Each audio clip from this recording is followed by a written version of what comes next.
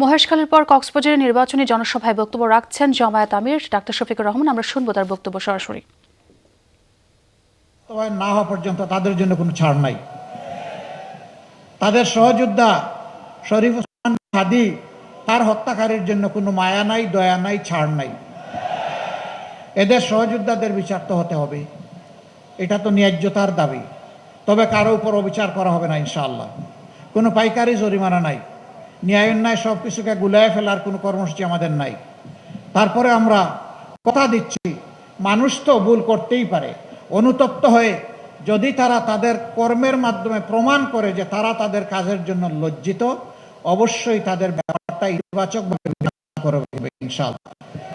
এই দেশ চালাতে হবে তো। এই মানুষগুলো এই দেশেরই মানুষ, কোথায় ফেলবো? সাগরে? এদের সাগরে ফেলতে পারবো না। আর এত মানুষ জায়গা দেওয়ার মতো জেল বাংলাদেশে নাই। সবার লাগবে না, লেজ ধরে পা ধরে টানাটানি না করে কান ধরে টান দিলেই হয়ে যাবে ইনশাআল্লাহ। আমরা লেজার পা ধরবো না, আমরা মাথার ওই যে ডানার বায়ে কান আছে ওইটা ধরে টান দিব যার দরকার, যাতে একজনের শাস্তি দেখে 1000 জন শুদ্ধ হয়ে যায়, পরিশুদ্ধ হয়ে যায়। এই কক্সবাজার এটা এখন পর্যন্ত কেন হংকং হতে পারলো না? কেন এটা সাংহাই হতে পারলো না? কেন এটা সিঙ্গাপুর হতে পারলো না? পারলো না অসৎ দুর্নীতিবাজ লুটেরা ব্যাংক ডাকাতদের কারণে পারে নাই। ওরা জনগণ নিয়ে চিন্তা করে না। দারুণ দরদ ওদের, নিজেই পড়ে আছে বাংলাদেশে, আর সব 14 গোষ্ঠী পাঠায় দিছে বিদেশে। এরাই আমাদের দেশকে লুটে পুটে শেষ করে দিয়েছে। আমরা কথা দিচ্ছি, দেশ থেকে যে 28 লক্ষ কোটি টাকা বিদেশে পাচার করা হয়েছে, ওদের পেটের ভিতরে হাত ঢুকিয়ে বের করে আনবো ইনশাআল্লাহ। এবং সেই টাকা রাষ্ট্রীয় কোষাগারে জমা হবে, জনগণের উন্নয়নে ইনসাফ ভিত্তিক সেটা ব্যয় করা হবে। কোনো মামা খালু, কোনো প্রেসিডেন্ট প্রধানমন্ত্রী মন্ত্রীর মুখ দেখা হবে না। যার যেটা পাওনা তার কাছে সেটা পৌঁছে দেওয়া হবে ইনশাআল্লাহ। কক্সবাজার এটা অপার সম্ভাবনার একটা পর্যটন এরিয়া, কিন্তু না, সেভাবে বিকশিত করা যায়নি। এখানে অনেক অনিরাপত্তা আছে, সোশ্যাল ক্রাইম আছে। কেন এটাকে ক্লিন জোন করা গেল না? ওই দুষ্টদের কারণেই করা যায়নি। মতলববাদ যারা জনগণের অনুমতি বিক্রি করে ফেরি করেছে, খেয়েছে, ওরাই আমাদের এইটাকে আগাতে দেয়নি। সম্মানিত ভাইয়েরা, সব জায়গায় শিক্ষাই হচ্ছে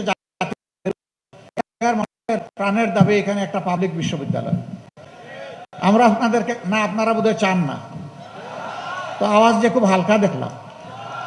আপনারা চান? আচ্ছা, যদি চান দোয়া করেন। শুধু বিশ্ববিদ্যালয় মানে দোকান খোলা না, সার্টিফিকেট তৈরির ফ্যাক্টরি না। আমরা সেই শিক্ষা ব্যবস্থা গড়ে তুলতে চাই যেই শিক্ষা মানুষকে মানুষ বানাবে, আবার একই সাথে দেশ পড়ার কারিগর বানাবে। আমরা কোনো একাডেমিক জাস্ট থিওরিটিক্যাল এডুকেশনে বিশ্বাসী নই। আমরা মোরাল এবং প্রফেশনাল এডুকেশন আমাদের সন্তানদের হাতে তুলে দেবো ইনশাআল্লাহ। কোনো গরিবের সন্তান ওই শিক্ষা থেকে বাদ পড়বে না, ওই শিশুর দায়িত্ব সরকারের। কারণ আমরা রাজার ছেলে রাজা হোক, এই রাজনীতির আমরা বিরোধী। যার যোগ্যতা আছে সেই এই দেশের সেবক হোক, ওইটাই আমরা দেখতে চাই।